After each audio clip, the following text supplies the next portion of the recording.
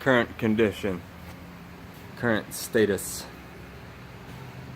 I'm gonna show y'all what I'm gonna be working on. Right, got a little bit of tire rubs, some things we're taking care of. Bent that notch straight, right, okay. We sealed that hole up, right, put some rubberizer on it and painted it, sealed it, okay, alright. It's galvanized coated underneath there. Ooh. Reattached this bumper bracket, rubberized it. It's spot welded. Then reinforced with a couple of welds. I couldn't believe it, but this wasn't welded from the factory. So, it's supposed to have 2 welds on it, on the diagonals. This one was non-existent. So, went ahead and put a weld on there. This is the piece that was chopped and replaced. It came out rather nice. Rather beautifully.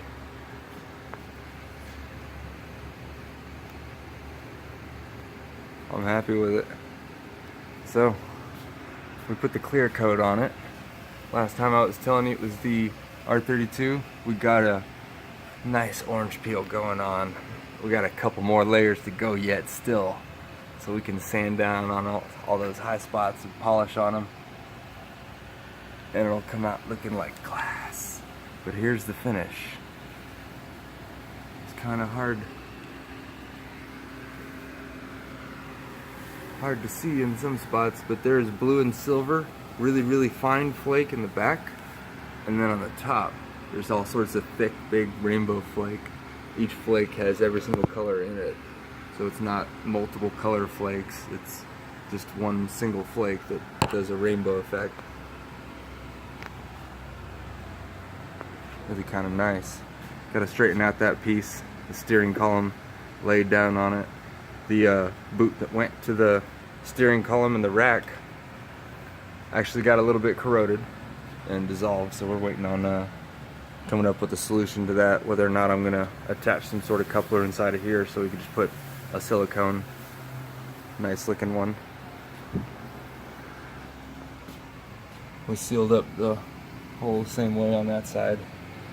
Reattached this bumper bracket.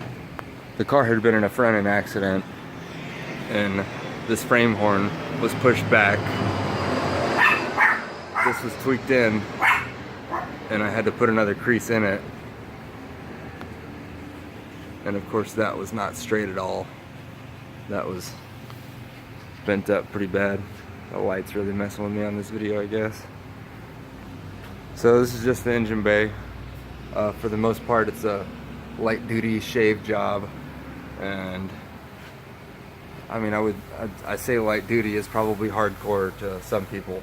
It's probably just not imaginable to some people. Other people, it's like, oh, I do that on the weekend. But I've seen a lot of these done really shoddy, like to the point where it was just like a right angle piece of metal through here. And I wanted to retain as much of that nice waviness that I could. Oh, it just feels so. Ooh. Sorry. On to the video. So, just for insights, what else is going on this build to get people up to date? This is a carbon fiber hood that we're working on. I think it was like a $900 one. I'm not sure. A name brand, and I already forgot the name, VSI or something like that. Someone might know off the top of their heads. I want to say it was actually like $1,100.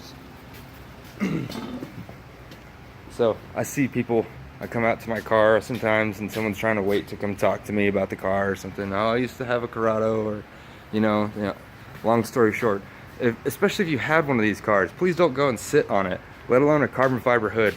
So I'm seeing this, I've had it happen multiple times already. It scares me. So what I'm doing is I'm refinishing a steel hood that had already had some previous damage.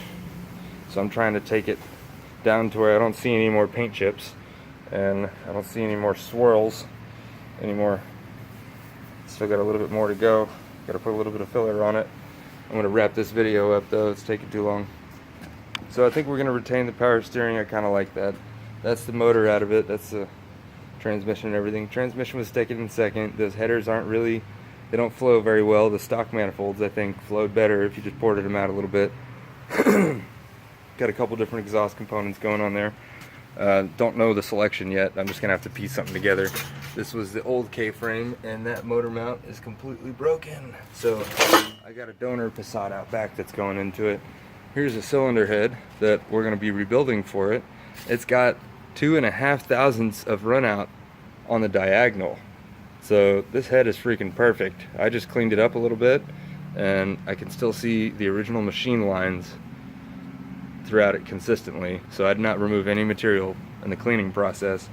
So I'm gonna go ahead and just put another head gasket on another motor and run that. We're getting stainless steel valves, some really nice springs, tectonic tuning cams, the chip for it to complement everything. I got a total of 3 bottom ends, or blocks with bottom ends in them still, that I'm gonna clean up, and I know they made decent compression. I got another original Corrado engine, and you know, I got a 24 valve that, you know, I was kicking the idea around to going in there, but standalone and wiring harness and yada yada yada. So here's another just bare block vr6 motor. Might be putting together. Don't know yet. Maybe down the line. Maybe it'd go fun to me. So another side note on this car. I purchased the car, had a buddy who owned it, seen the car growing up. Always indulged myself in the vr6s. Got a Jetta, sold the Jetta, got a Corrado, sold that Corrado, got this car, and this is another Corrado, 93 Volkswagen. And whenever I purchased this one, it was sold from a friend to where I finally got it. I had it for a couple of years. I put another motor in it. I did, you know, all sorts of odds and ends to it. Just bolt-on work, really, nothing custom. And then let it be. Ran it for, I don't know, 5 or 6 years, maybe less, and sold it for, you know, maybe 3,000, 2,700, something like that, and sold it to a buddy.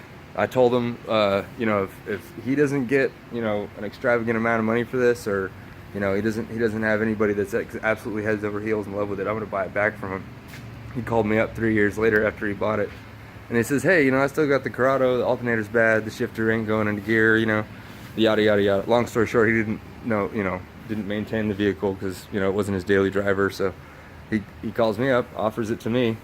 I told him whenever, you know, I sold him the car that I was gonna get it, and stuck up with my word. Went ahead and got the car back, and whenever I got it back, you know, the ABS module had failed. Everything was, you know, just falling apart on the car. So we're going master cylinder brake booster instead of ABS controller. The car's so lightweight that the stock ABS might have not operated correctly anyways. I've read up on some forums where they say it didn't really phase it, you know, but yeah. I'm gonna save some more info for another day. Here's some Mark V calipers that are going on the back. They're just lightweight. We'll get you a parts video. How's that? We'll talk to y'all later. Ciao!